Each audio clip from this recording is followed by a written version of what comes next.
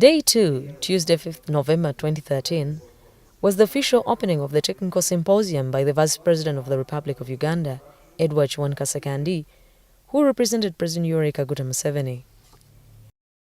In a speech read for him by the Vice President, President Museveni told delegates that enhancing a joint approach to food security in the East African community as a bloc would efficiently move staple foods across the region, thereby improving the purchasing power of low-income earners in rural and urban areas. The President also emphasized the importance of regional agriculture value chain, supported by a thriving agribusiness and agro-processing. The East African Community Market is the best opportunity for building such value chains because it provides a framework for achieving economies of scale in production and supply of food and other agricultural commodities and products. This opportunity should be used with all the priorities it deserves to fully make agriculture the engine for wealth creation and elimination of hunger in our region. We must, as a matter of urgency, graduate from marketing raw material, agricultural commodities, towards trading in highly differentiated processed products. In fact, without processing to increase the stable shelf life, it is very difficult to trade competitively in the most agricultural commodities, such as banana, beef, fish, cassava, sweet potato, and others. At the same time, FAO statistics show that ESC as a bloc is #1 in the world in production of several of these commodities in that is volume, and among the top 10 producers for many of those commodities. Imagine what we can achieve if we pivot our productivity while expanding value-adding processes. Looking at the program, I see that the organizers have lined up 15 papers and presentation to deal with the most of the opportunities and challenges for agricultural development in the region. I am therefore confident that this international symposium and roundtable will help us think through priority action and investment for this sector. I now declare the International Symposium and other events of this week officially open. I wish you success. Thank you very much for your kind attention.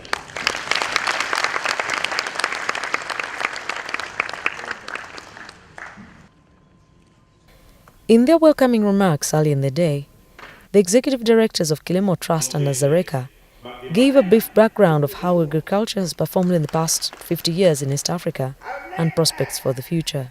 That Nazareka has dealt with a few things across the region. Those of you who are from East Africa, many of you, yes, I know, there are diseases like common bacterial blight that have been cutting across the countries.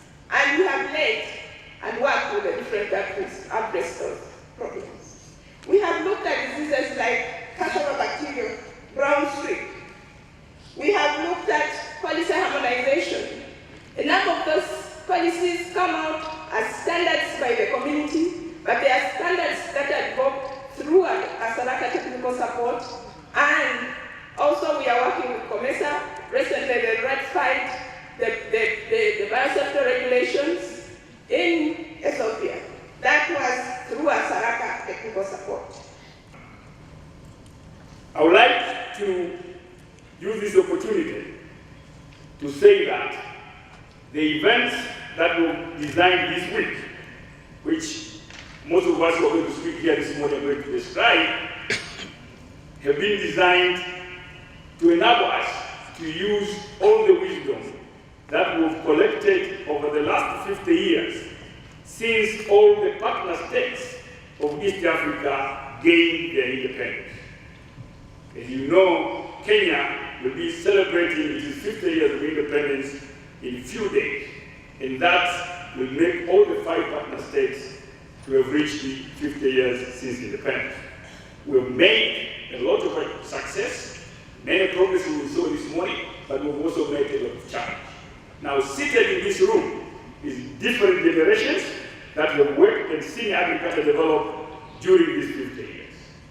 We really need to learn from those 50 years and then plan properly going forward, especially as a regional economic bloc.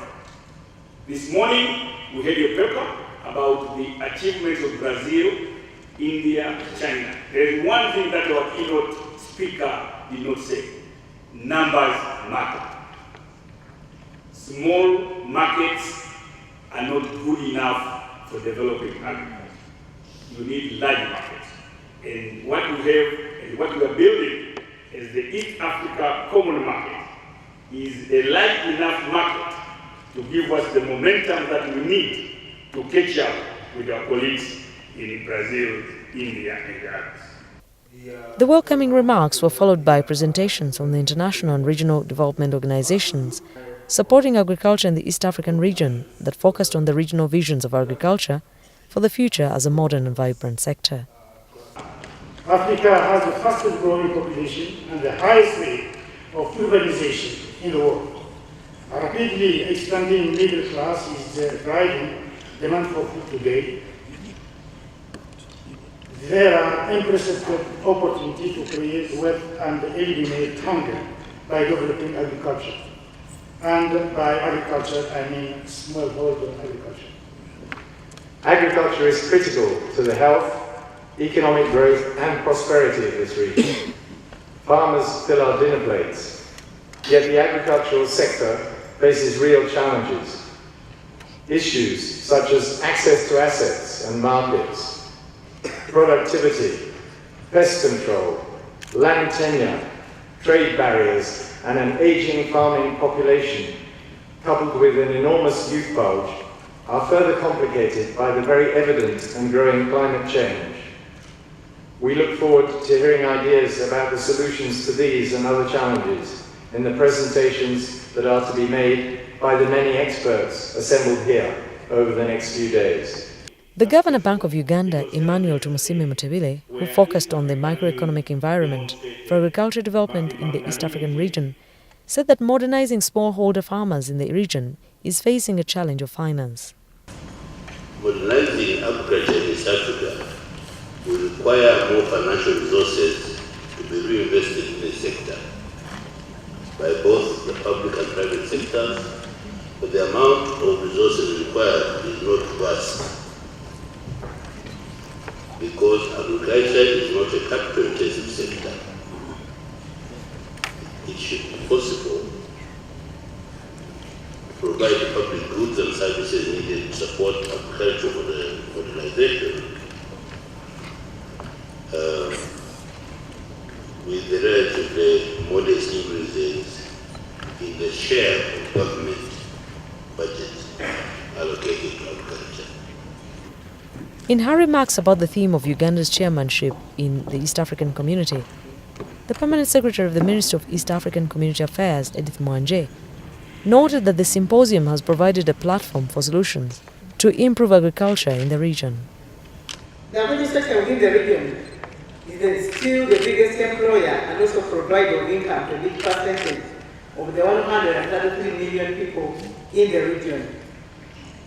Your Excellency, distinguished delegates, during the preparation for this symposium, we agreed to make the 4 days that we are going to spend here not business as usual, but an experience for soul searching, where we should openly and candidly examine, analyze, and make a scientific dissection of the agricultural sector in the ESC for the past 50 years. We do believe that this could provide answers to key questions which perhaps have remained unanswered for all the 50 years that we're talking about.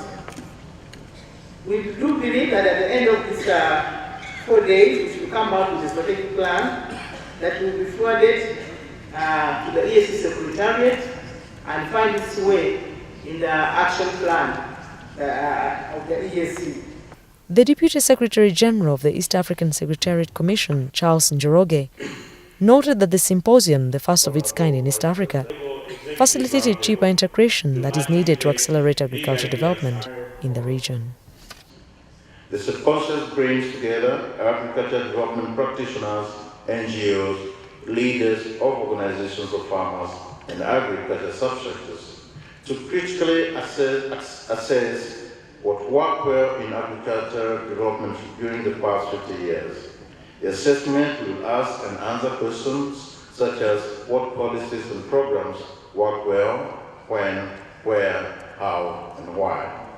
Which ones did not work well or at all, and again, when, where, and why.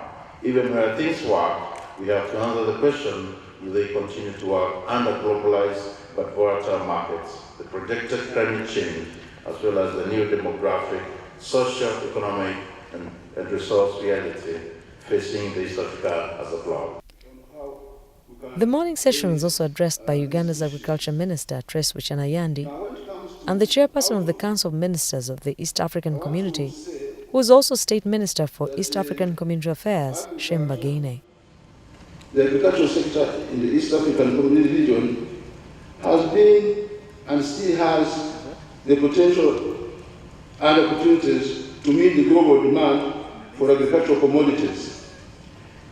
The global agricultural outlook is currently characterized by production shortfalls, price volatility, and trade interruptions that remain a threat to global food security.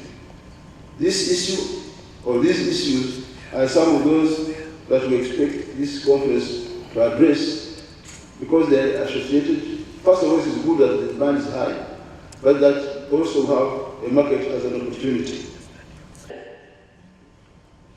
We are endowed with a lot of natural resources that include water, fertile land, and other resources. It is my hope that this symposium will endeavor to make recommendations to the stakeholders, together with the governments,